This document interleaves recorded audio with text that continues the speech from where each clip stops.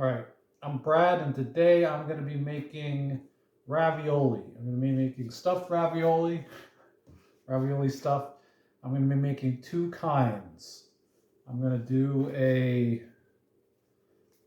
butternut squash and feta stuffed ravioli, and then I'm going to do a spinach and arugula and ricotta and Parmesan cheese stuffed ravioli. And then I'm going to cook them and with a sauce with mushrooms in it. And it's gonna be, I think it's gonna be a pretty nice meal. But it's gonna take a while. Ravioli is a big pain, especially when you make the pasta.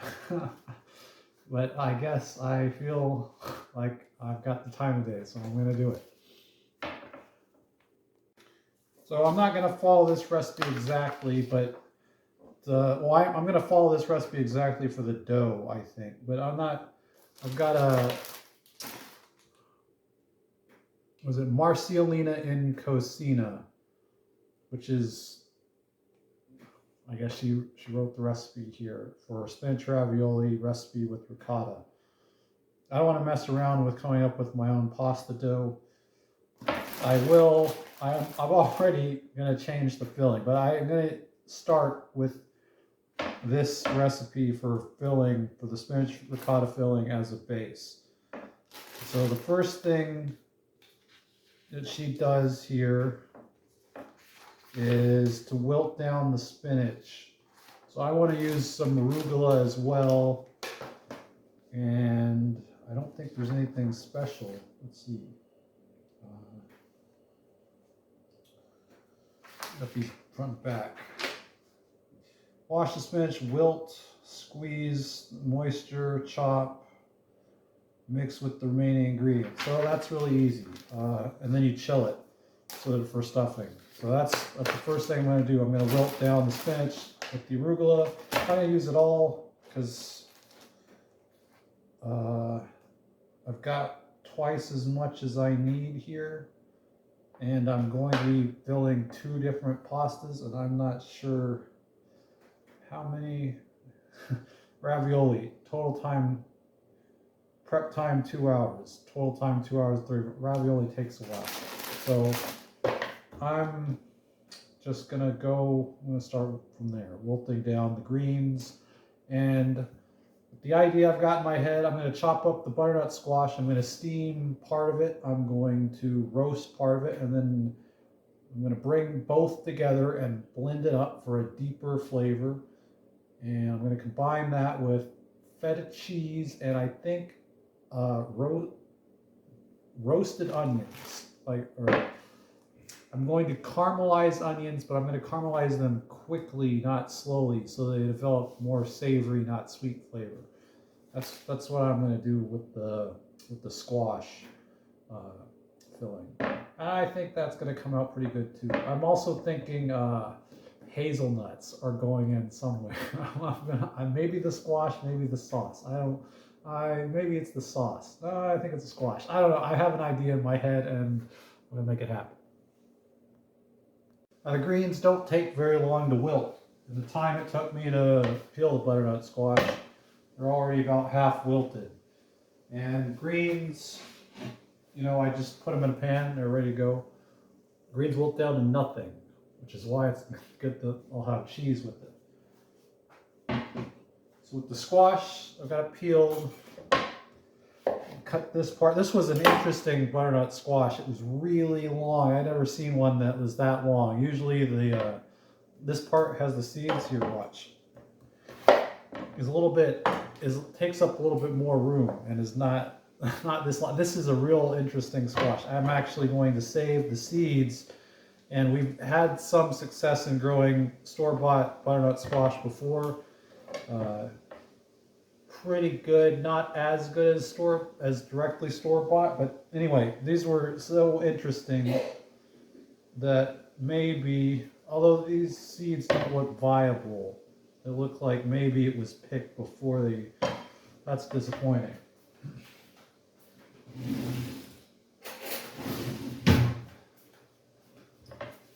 maybe they were picked before fully developed. Yeah, I'm not seeing any viable seeds in here. They're awful small. Well, it was an interesting squash anyway. Have to try to figure out how to get my hands on some seeds. They're real small. This would be good to make spiralize, I guess, because it's all flesh. There's barely a spoonful of waste. Anyway, yeah, that's it. One little tablespoonful of the squash strands that they're kind of stringy, and usually throw this part away with the seeds. Around here, the chickens get it. Anyway.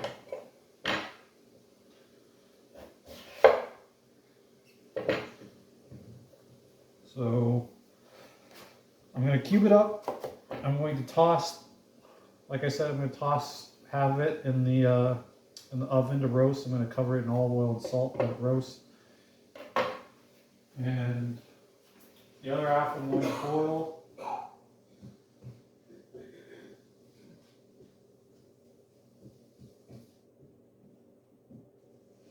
The greens are done, basically done at this point.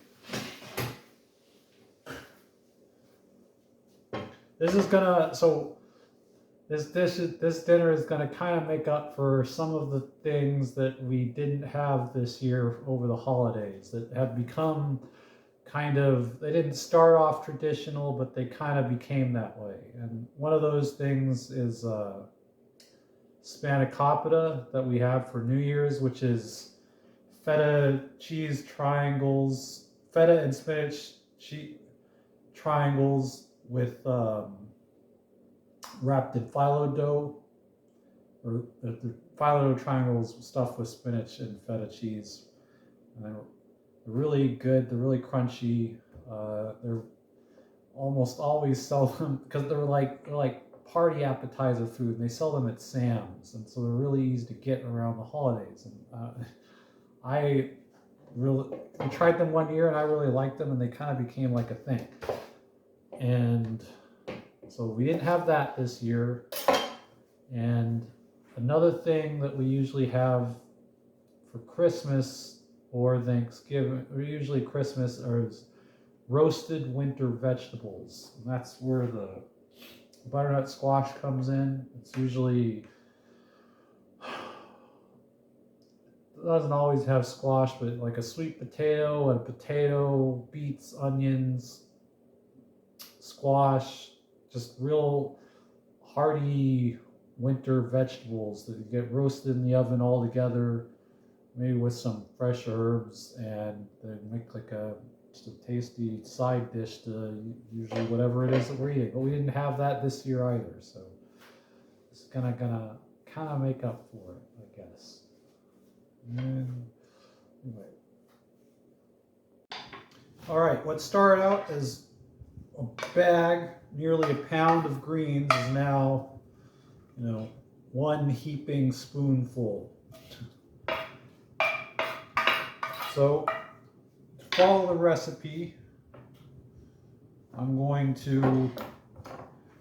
actually going to take, it's about a third of this container size of ricotta, 10 ounces.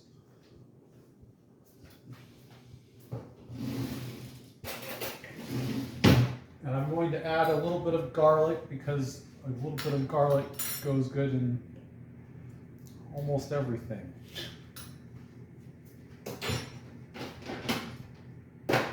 So I've already got it in my food processor over here. It's just off screen, off camera. Maybe, no, oh well. There's 2 cloves of garlic, and I'm going to take the ricotta, I'm going to blend it up really good so that the garlic is evenly distributed. No one gets chunks of garlic they don't want.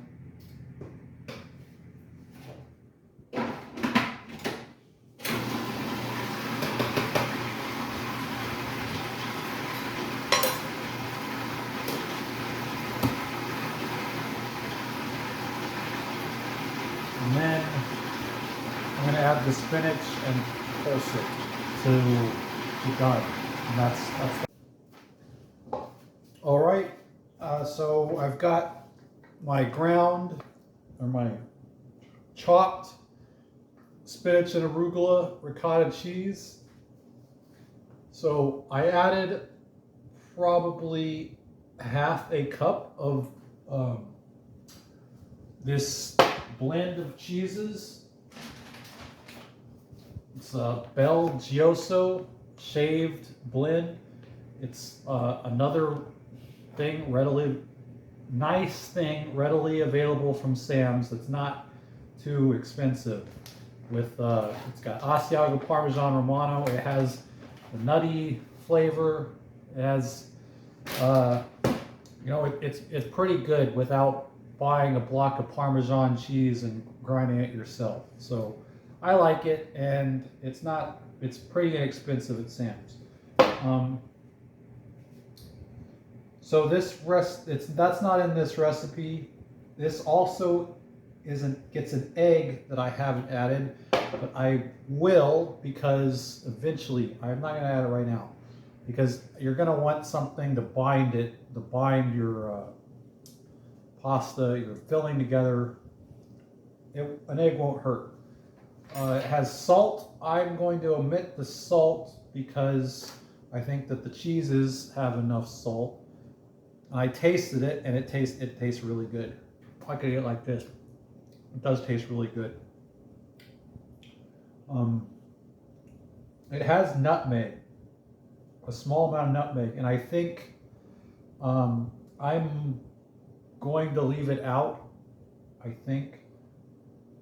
And I think that if I was going to add nutmeg, I wouldn't add nutmeg. I would add mace instead, because I think mace is closer to the flavor that I would want from this than nutmeg, and they have an overlap of flavors. But that would be my opinion. I'm going to leave it out of this today because I'm going for a different flavor profile. So yeah, this was really easy. This probably could take 10 minutes. Obviously, this is not where the labor is. It's in making the dough and filling the dough, which I have yet to do. So I'll get back to you. So I've only made ravioli a few times. This is probably my 5th time ever making ravioli. And I don't really have a go-to pasta recipe, but I kind of know how it's made. Some recipes only use egg yolks. This one uses both. So it says 3 1/3 cups of flour. I'm gonna eyeball the third. Maybe that's a bad idea. Yeah, it's actually 3 1/2, but it says reserve some. So when you make a well in your dough, you want it light. So I'm just going to shake it back and forth. After packing it, then you make a well.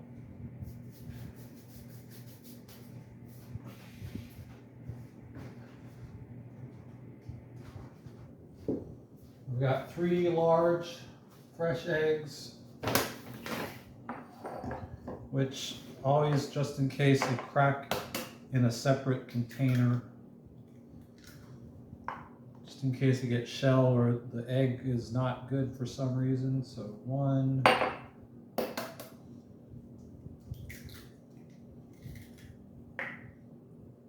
2.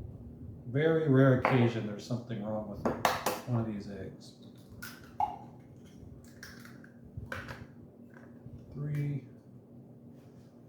And I'm going to take a fork and just kind of whisk it together.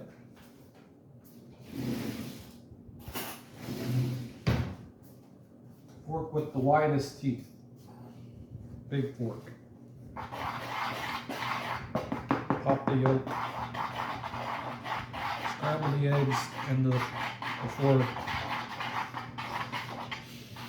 before working in the flour slowly.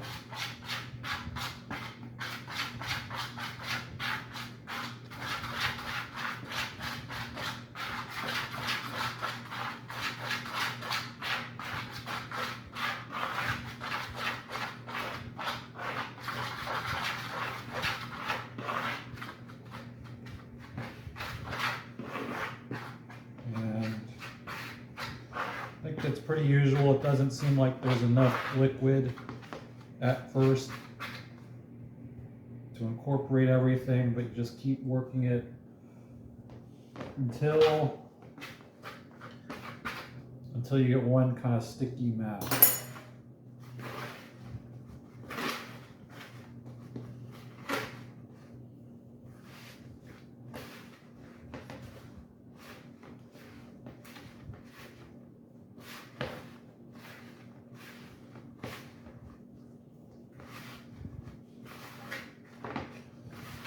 Dough should not be sticky. If you were rolling it by hand, do not add too much flour. Pasta is too sticky, need a little bit more flour. If the dough is too dry and hard to knead, need a little bit of water.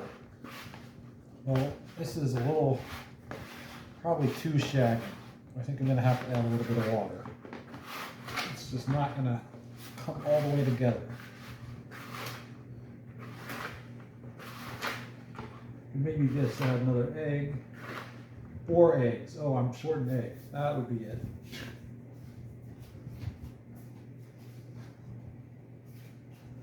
I thought it was 3 eggs. I read that wrong.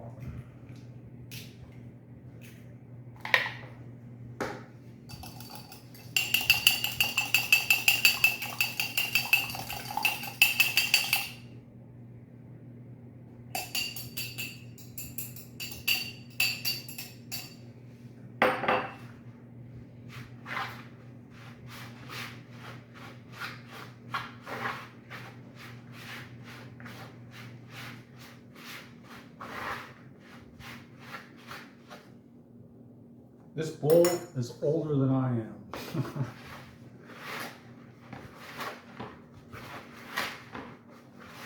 It's been used countless times over the years.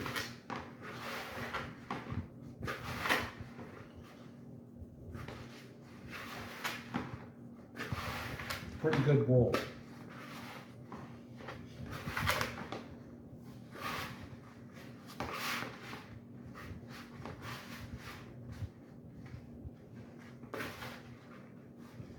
The other thing it says I should be using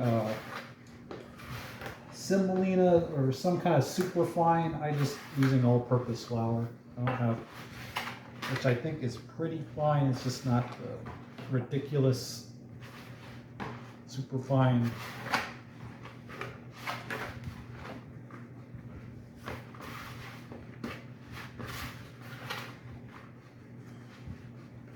Might make a difference. I don't know. I don't make pasta at all. Probably does make a difference.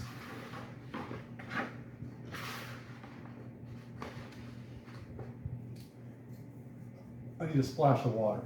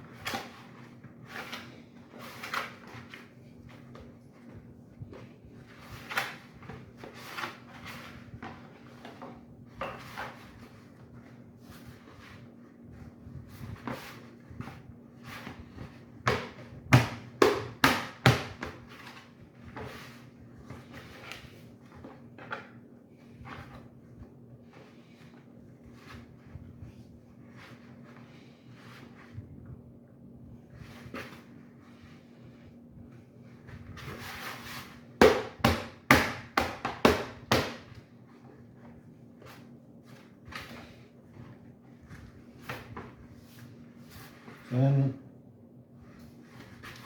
I need to knead this dough for 10 minutes, 8 to 10 minutes. I'm not gonna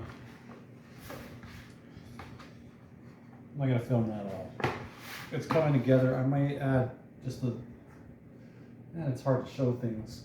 I may add just a splash more water to get this all together. All right, I've got it kneaded. I had to get out a rolling pin to do it. This is really, really stiff. You can tell, it says notice in the recipe, you could, the difference after kneading it, and you can tell it does make a big difference in the texture. It becomes smoother, less shaggy. It gets a little bit more hydrated equally and stuff. Anyway, makes a difference. I would actually want to do this a little bit more, but I'm having trouble with it.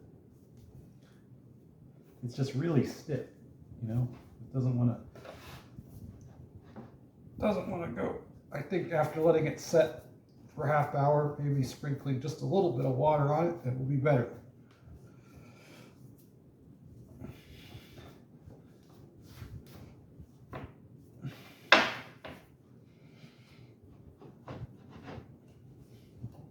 Anyway, dough's taken care of. My vegetables are out of the oven. I'm going to blend them up now as soon as I clean out the food processor. The ones that were boiling on the stove have been done for like half an hour. Anyway, the roasted ones take a little longer. Hopefully, between the onions and the squash, I think it will have good flavor. I'm also going to toss in some roasted pumpkin seeds, which I would have also used, would have also been a great idea to use if you had pumpkin seeds in your squash that were usable, to roast them off and pop the kernels and blend up the seeds. More complete, more squash flavor, you know, you're using the whole vegetable, and more complete nutrition. Anyway, it's just an idea. I gave the squash a quick taste, and I think it may have been a mistake to try to use the boiled at all. Partially because a lot of the moisture has come out, and the roasted just has better flavor. So what I'm going to blend this up. I'm going to mix everything together, and if I feel like there's not enough, I'm going to pop the boiled ones in the oven and roast them as well.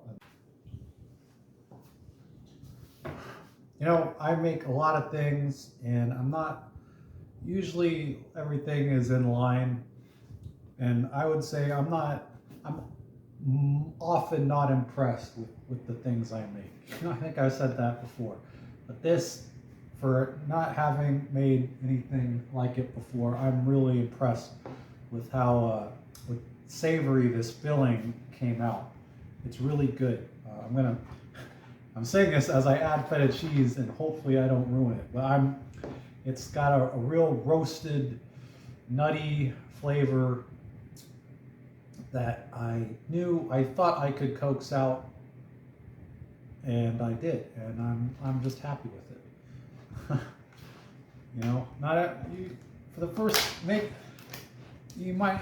think to really own a recipe, you have to make it several times, and it's not usually on the first time. And even now, I can see that it could use some refinement, but I'm impressed with it.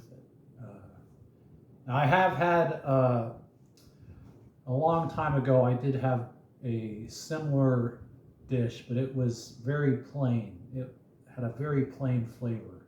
It was at a really fancy Italian restaurant. I'll tell you the story later. All right, you missed the fun part, but with some help from my mom, because this really takes two people, I got the pasta rolled to number 5, which is pretty thin. The thinnest setting is number 6. So now, let's see, I think I've got probably probably 20 feet of pasta now. My height plus extra, I think. Or twice my height, more than twice my height. So I'm going to take one end here. I got to do this carefully and somewhat quickly because the pasta will dry out and it will crack, and that's already kind of happening on this one. So it is a tedious thing. But it's especially when it comes to ravioli, is probably the only thing it's worth doing for, because with ravioli you can choose what you stuff it with, and so some people say that homemade pasta is a little bit more tender. I think it's probably only worth doing if you're making ravioli.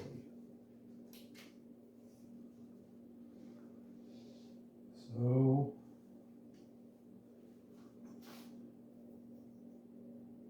I've got 2 sheets now.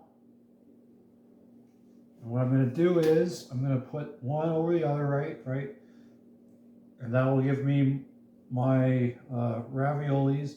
I'm going to actually, I think, if I had a pattern thing, which I don't, it would make this easier. But I'm actually going to put 2. I'm going to make, this is going to be a double thing. So I'm going to have 2 rows on one sheet, and then I'm going to layer this over and then seal it, and then cut it, and then crimp them, and that's how I'm going to do this.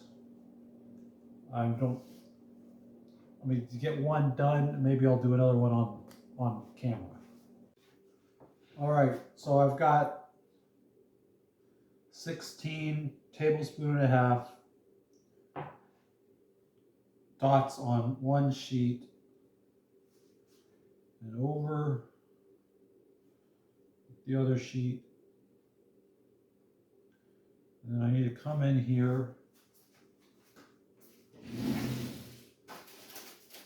and I guess the chopstick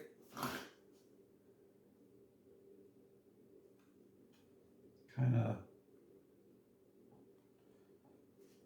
press down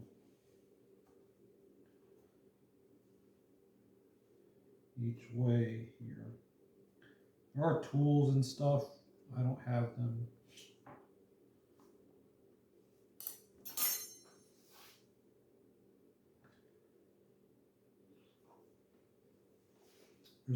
I could have folded these over. That's what the directions recommend. Maybe I'll do that to the next one.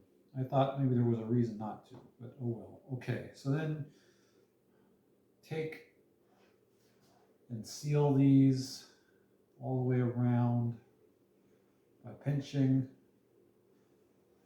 and then you can kind of clean them up.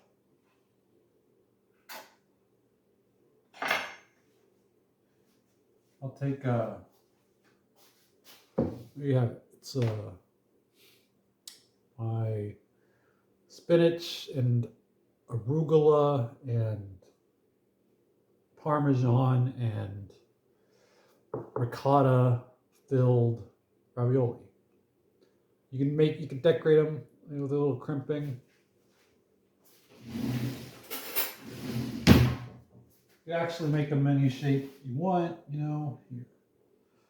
Take tins of fork and press them.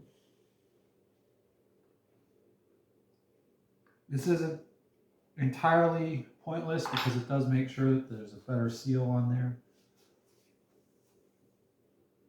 And voila, ravioli. So I just got to do that another 8 times, I think.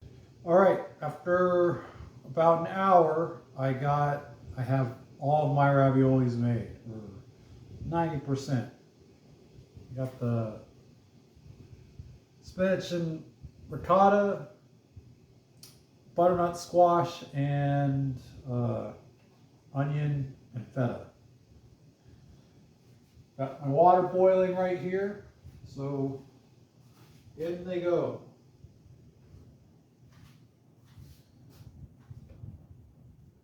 I have a spray bottle here. One thing, these will dry out. When they dry out, they get brittle. So you want to make sure they kind of stay wet.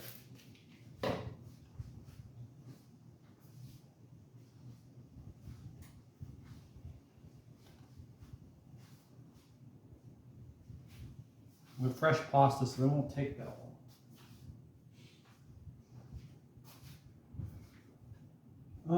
Anyway, so about the butternut squash. I had when I went to New York a long time ago, I think it was the year 2 after high school, I went to Mario Batali's restaurant in New York. And I spent a lot of money there.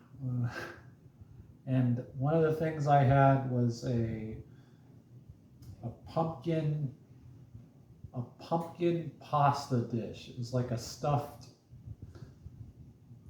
It was kind of like a ravioli, but it wasn't a ravioli. I think it was either rigatoni or something tata. I don't know. It was a stuffed pasta dish with like pumpkin, and it tasted like they did nothing but take the pumpkin out of like canned pumpkin and make a pasta dish and like just stuff their homemade pasta with it, and it was really bland. And I've seen pumpkin and butternut squash pastas on menus before, and I've stayed away from them since that. It's that bad experience. You know, you spend like $40 on a dish, and you want it to be good, and it tastes like something out of a can. Yeah, I mean, I had some other food that was good there, and some other food that was just kind of mediocre, and but that one was a huge disappointment. Anyway, this is way different, has a much more savory flavor, and yeah, I think it tastes pretty good. I guess you'll just have to take my word for it.